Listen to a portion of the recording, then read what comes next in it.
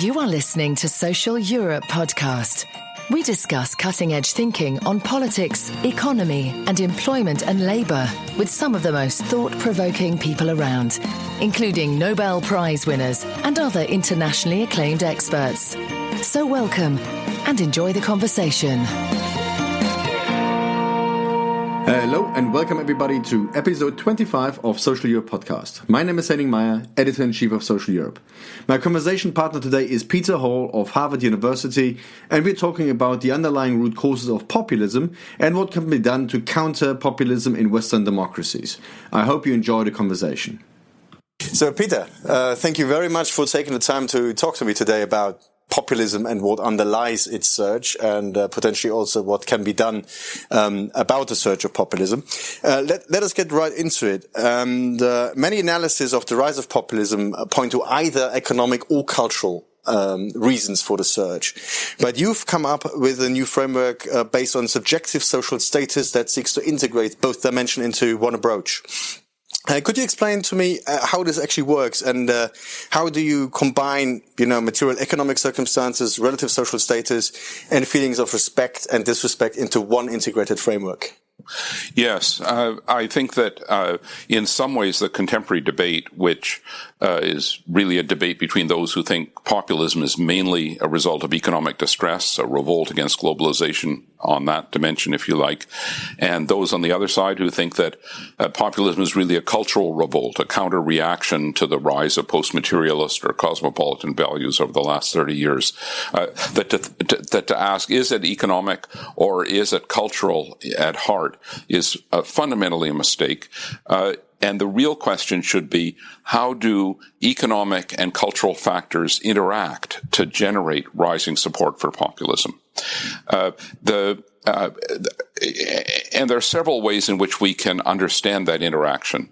On the one hand, I think we can see that some kinds of economic developments inspire shifts in cultural frameworks, which in turn yield resentment. So, for example, in past decades, it was often possible for a person to secure their own self-worth and their sense of social standing in society by telling themselves and showing others that they were hard workers, that they were responsible people. In the last 25 years, with the technological revolution, we've seen the economy change. Demand has shifted towards high-skilled labor, and the wage premium for high-skilled labor has gone up. And of course, in response to that, tertiary enrollments in college education and advanced vocational training have gone up. Well, this is a difficult economic challenge for people who don't have a college education or advanced vocational qualifications. But there's also a corresponding shift in cultural frameworks. In countries where tertiary enrollments have increased significantly, in some research I've been doing with Noam Gidron, who's a postdoctoral fellow at Princeton, we find that where college enrollments have increased the most, people who lack a college education are feeling more and more socially marginalized. So there's a way in which the cultural frames that we all live our lives through have shifted to attach, understandably, more value to more skills and more education. It's no longer enough to be a hard worker or a responsible person. You have to be entrepreneurial and skilled and polyvalent, if you like. Well, that's all well and good for those of us who are educated and maybe even polyvalent, but it's a real problem for people who don't have that kind of capacity or education. So that's a very good example of a way in which economic developments tied to technological change in this case have also shifted the dominant cultural frameworks in society in ways that make some people feel more and more remote from what is valued, from what is mainstream in society. There's another way in which shifting cultural frameworks, whose origins may lie beyond economics, also interact, if you like, with people's position in the economy. So, for instance, the last decades have seen, I think, a very prominent shift in the value that's attached to gender equality, to racial equality, for instance. And that's something I strongly approve of, and I think many, many people do. So for me, this makes the world a better place.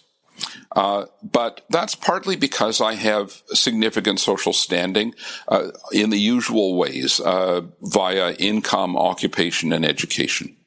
But for people who don't have that kind of social esteem, social status that comes from higher incomes or better occupations or higher education, they have to worry a little bit about their social standing.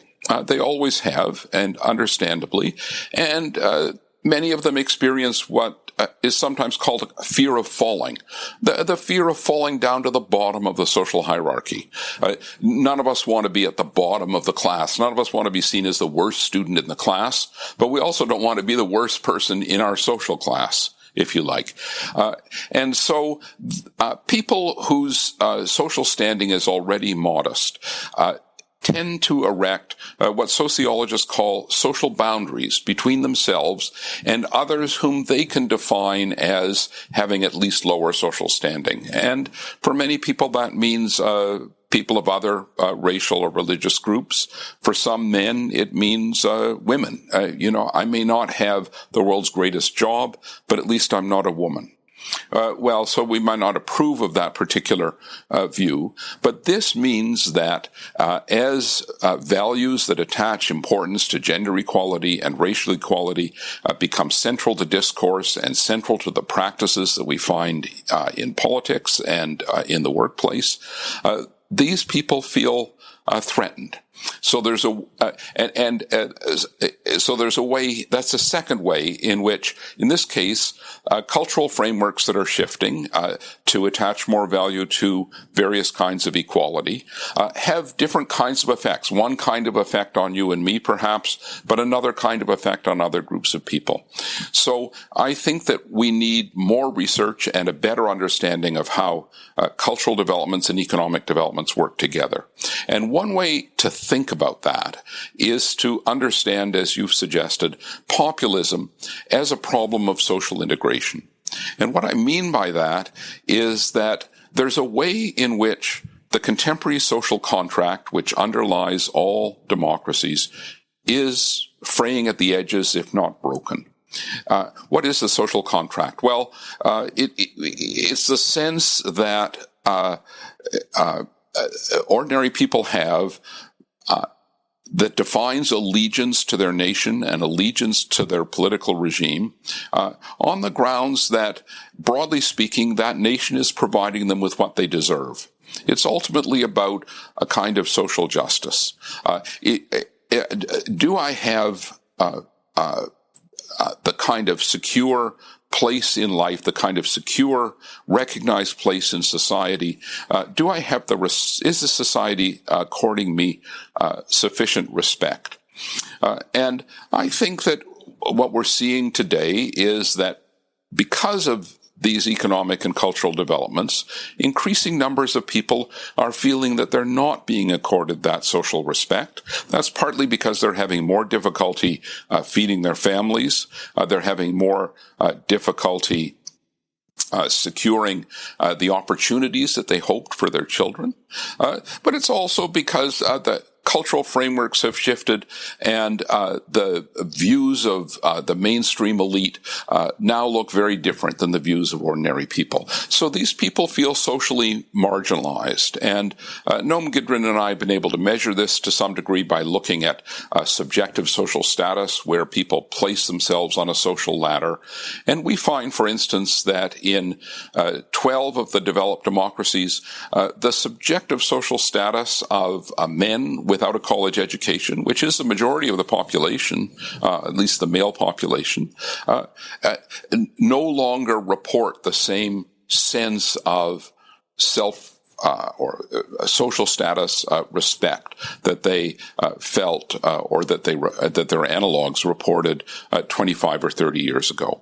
So there's a way in which so by seeing populism as a problem of social integration, we can understand it as an issue that occurs because some people feel left behind. And I think that's also what the ethnographic studies in France and Germany and the US show. Many people are drawn towards right populism in particular, but sometimes left populism, because they feel that they're no longer being recognized by their societies. They're no longer getting what they deserve as citizens of those societies. I mean, I find this very interesting because what you seem to be saying is that we should look at the dynamics of the social pecking order, whereas so far we've looked at the upwardly social mobility, basically saying, okay, women have more life opportunities, being integrated into the labor market and so on and so forth. And we just assumed that because other people are not in absolute terms worse off, ceteris paribus, the rest will stay the same. But in relative terms, they've become worse off. And you seem to suggest that this relative downward social mobility, not in absolute terms, but in relative terms, that seems to underpin a lot of this sentiment. Yes, I think that one of the striking features of support for right populism in particular is that the people who feel that way don't always report economic distress, but they report deep concerns about the future of their society. They tend to say that society is no longer working as well as it did 30 years ago. And in particular, they tend to feel that their children do not have the opportunities that they deserve. And political scientists call these sociotropic attitudes. They're attitudes about the direction of society as a whole. And I think that's at the heart of the dilemma here. We have to realize that, yes, economic distress, stagnating incomes, to some extent income inequality, these are factors that lie behind some of the resentments that feed populism. But at the same time, at the heart of the issue, at the heart of the matter, is people's sense that society is moving in the wrong direction and no longer has a place for them. And it could also be just generally related to anxiety. I mean, one interesting finding that I find striking that you find currently in Germany is what on first sight looks like a paradox. That's where people say that they currently feel economically secure, they feel content, but they, at the same time they worry about the future. Exactly because they think, things like the technical revolution, the jobs in the future might not be secure. They're worried about the security situation in Europe. They worry about issues such as refugees and so on and so forth. So even in countries where comparatively little support to populism has been identifiable so far, you see this sort of being worried about the future. Do you think that could be one of the sort of early signs?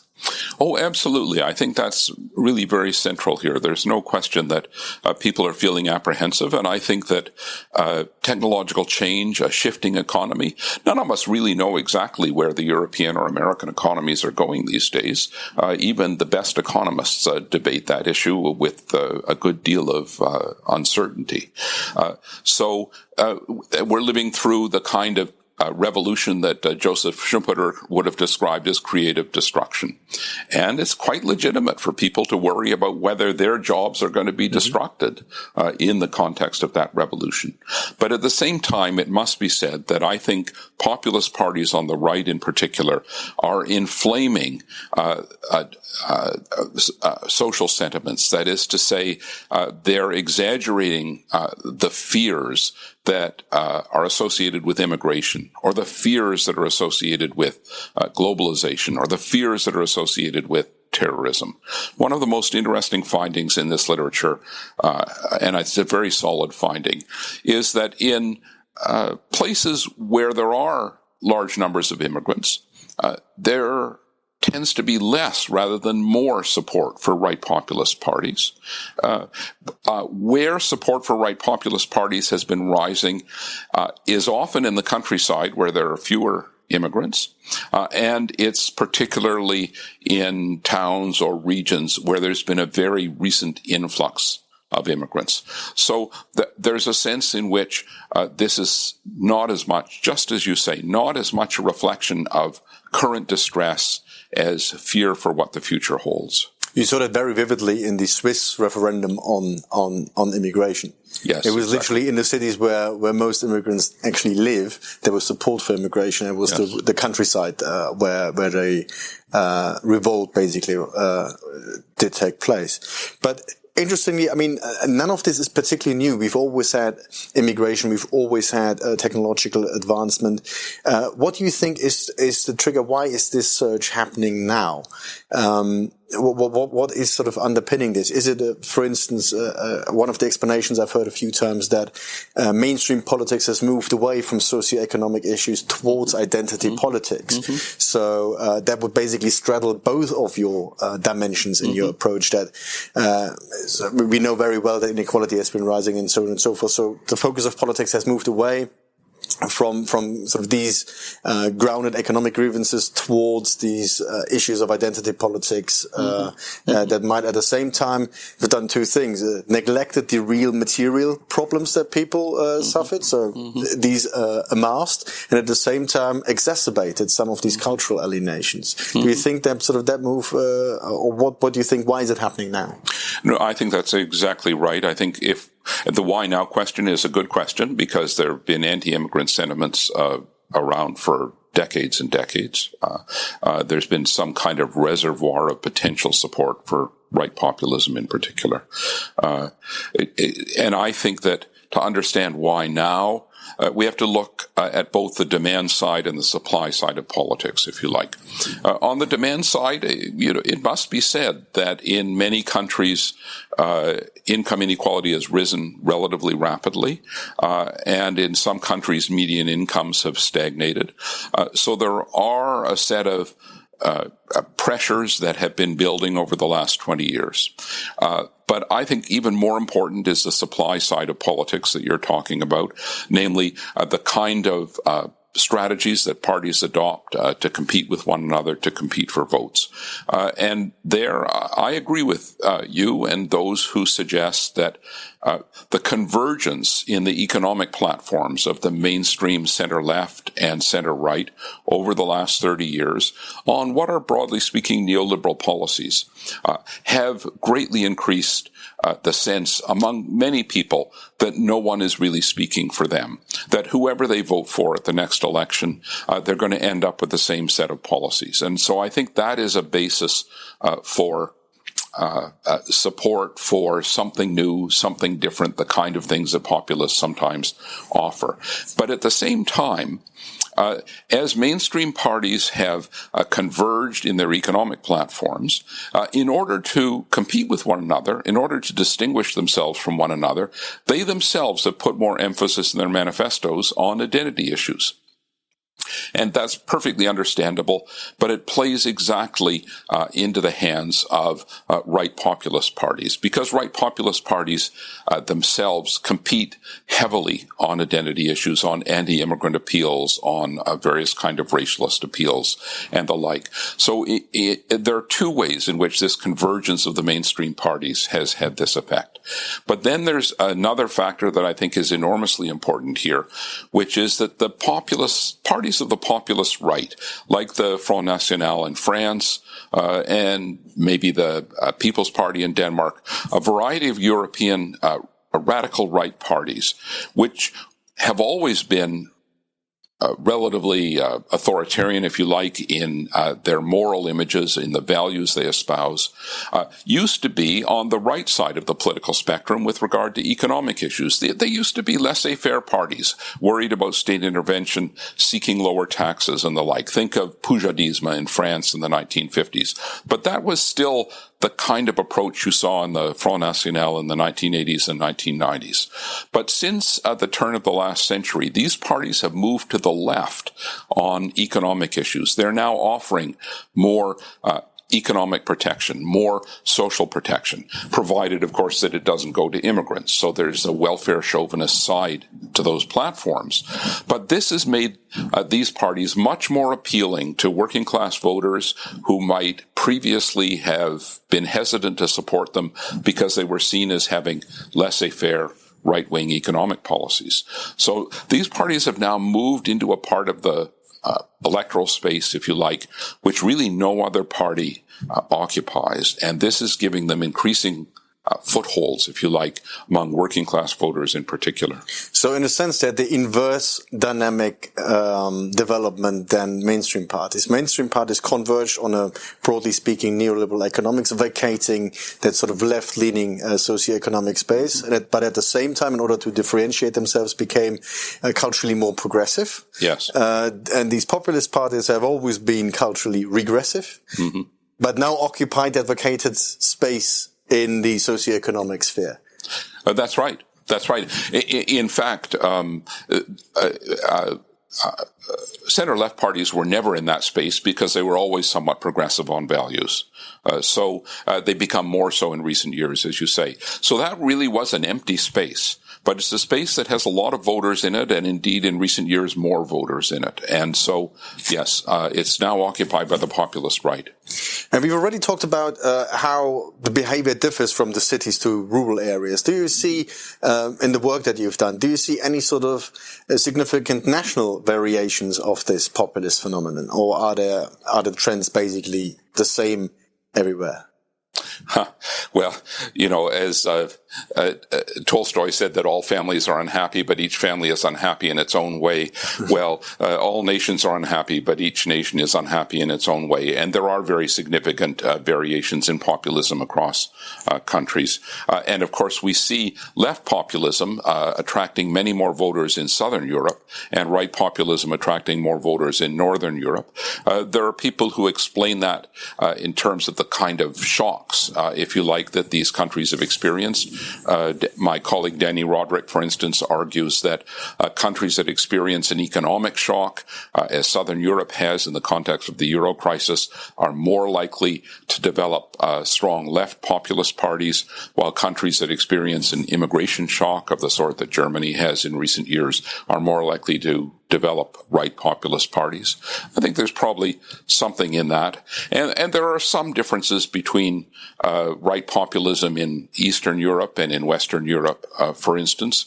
But what strikes me is how similar right populist parties and their appeals are across Europe and across the Atlantic as well. And based on this analysis, now we're coming to a question that policymakers across the developed world are pondering. How can you react to this kind of populism? I mean, we've analyzed that, you know, they occupied vacated spaces, but how, as a mainstream politician, how do you sort of counter this populist surge? I mean, so far as I can see, there have been two broad strategies. The one is basically adopting parts of the rhetoric and parts of the agenda, which gives a lot of power effectively to these populist parties, no matter, you know, how big their electoral support actually is, because they have a huge impact on the actual political agenda. I mean, not least UKIP in the United Kingdom is probably a good example. Never had an MP other than Douglas Carswell, but their impact on British politics has been very significant. And the other argument seems to be do not engage with populists at all, because if you engage with them, you legitimize them as part of the political system, and by doing so, open doors basically for their expansion. So and none of this seems to have worked properly. So what would you suggest?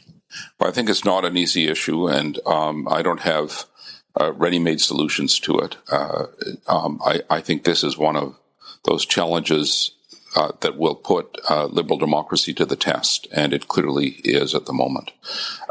I think that in order to develop an effective response, what's most important is to realize that there are two dimensions to the underlying problem. One of them is material. Lots of people are feeling more economically insecure. They're not sure that they can support their families in the way that they would like to. Now, economists, many economists suggest that, well, this is the result of the failure of the response to globalization.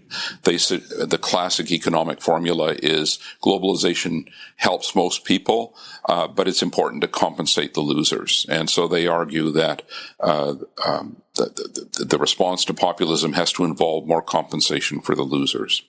But I think there's something misleading in that. My sense from interviews and reading the ethnographic literature is that what many of these people want are not more social benefits. What they want are decent jobs, and decent jobs that would give them a certain social standing in their community of the sort that they used to be able to expect.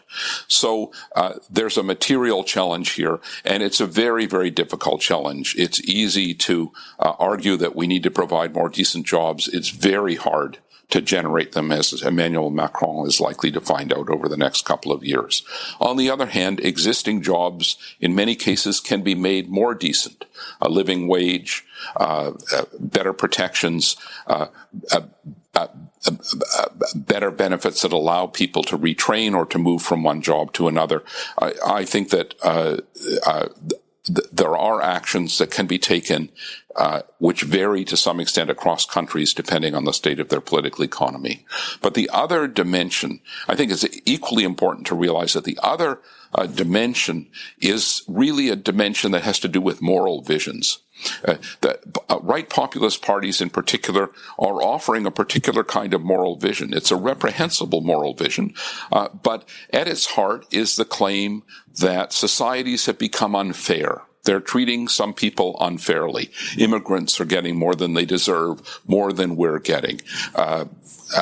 People of other races or religions are getting something that we're not getting. We're not, in general, as I say, the social contract seems to be falling apart.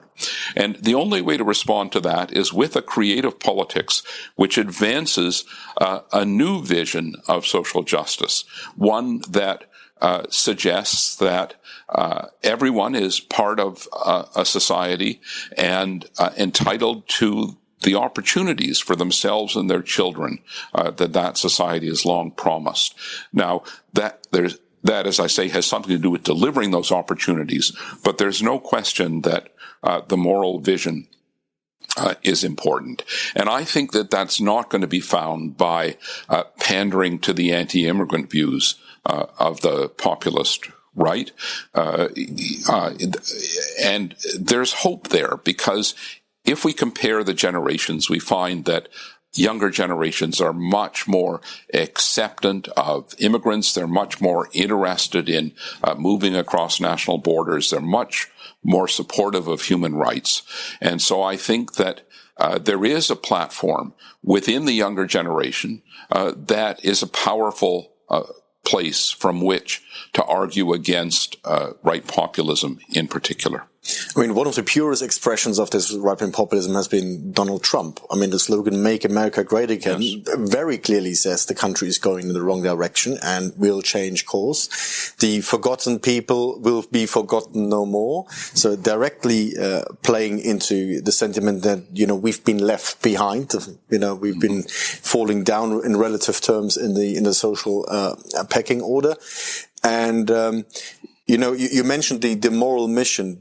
It is one of the key criteria for this moral mission to reconnect and try to re-establish that respect, that feeling of respect that people have seemingly lost. Yes, I think that's right. Now, like everything else here, that's easier said than done. On the other hand, no one's going to do it unless they try to do it. And I think that as we look at identity politics today, we have to realize that it has to encompass an expansive range of identities, that tolerance for people who are different is important, but that tolerance includes people who might be older, people who might be white, people who might not have views that are the same as our views. And I think that the best way to counter Donald Trump is to present a vision of the nation which sees its greatness in terms that are very different than those he tends to suggest. Yeah, and that's always sort of also traditionally been a situation that center-left parties have always found themselves in. Center-left parties tended to do well when they owned the future. So basically there was a narrative that people believed in. That's right. I mean, Tony Blair was a very good expression, things can only get better at the end of the 90s in the UK. So when people have faith in the future and believe things are moving in the right direction, that used to be the circumstances in which social democratic parties or center progressive parties have traditionally done well, but at the same time, they've really suffered when this is not the case. And there's plenty of evidence across the developed world that progressive parties are in a very tight spot. So you reckon basically the way out must be some sort of attempt to own the future again, to create a new sort of vision for the future based on values that is not regressive, because you don't move back. You don't want to, give up the rights for women and all the other progressive and cosmopolitan rights that were fought for and won for, but sort of have a new inclusive vision for society. Is that really the mission, what you have to come up with? Well, redefine the future. Well, I think that's absolutely right. The challenge facing mainstream parties on both the center-left and the center-right is that they now both have to hold together uneasy coalitions between middle-class voters and working-class voters. And contemporary developments, which have seen a larger proportion of the population acquire a college education, have driven something of a wedge between those groups in terms of their outlooks on the world and their values and the like. So this is a difficult challenge for both the mainstream left and the mainstream right. On the mainstream left, social democratic parties, the center left, as you know, at the moment, the debate is really couched in terms of two alternatives. One is the alternative represented by Jeremy Corbyn or Bernie Sanders in this country, something that moves a little closer to a left populism. Is left populism the best response to right populism? That's really the issue that they raise. Should we be making a frontal assault on inequality, arguing for much higher levels of state intervention? On the other side is the strategy that you just described and that is associated with Tony Blair, although I'm afraid he's not bringing much legitimacy to it these days. And that is a strategy which seeks to appeal to aspirational voters, in particular through education, the development of a knowledge economy, better working conditions, offering them opportunities for their children in particular. And I see that at the moment as the more viable strategy. But it requires the kind of vision for the future that you're talking about. And we don't yet know, I think, which of those strategies is going to prove most successful. I do think that politicians like Corbyn and Sanders and others are doing us all a service by reminding us that we don't have to embrace traditional neoliberal policies of the sort that have created so many problems in the last few decades. We can think in new ways about what governments can do for their economies and the like, and I think we need to do that. So I think they're serving an important political purpose. On the other hand, I suspect that the future of social democracy lies with the quest for aspirational voters through the articulation of a new moral and social vision. And maybe a synthesis of both, because what Corbyn and Sanders seem to address are what you mentioned, the underlying socioeconomic issues, that sort of left-leaning economic policy space that was vacated by social democracy. And it's not necessarily a conflict, to have both. I mean, you have to win this aspiration game. I mean, I think that's an absolute necessity to do that. Mm-hmm. But I think, coming up with an alternative economic policy that manages to reduce economic pressures might just create the space needed to do just that. So maybe it's a mixture of both. I think that's right, and let's hope the European economy continues to improve and enlarge the space for precisely that. Let's keep the fingers crossed and hope for the best. Peter, thank you very much. You're very welcome. Thank you very much for listening. We hope you enjoyed it. Make sure you don't miss future episodes by subscribing to Social Europe Podcast. You can also read our articles on www.socialeurope.eu and follow us on Facebook and on Twitter @Social Europe. Until next time.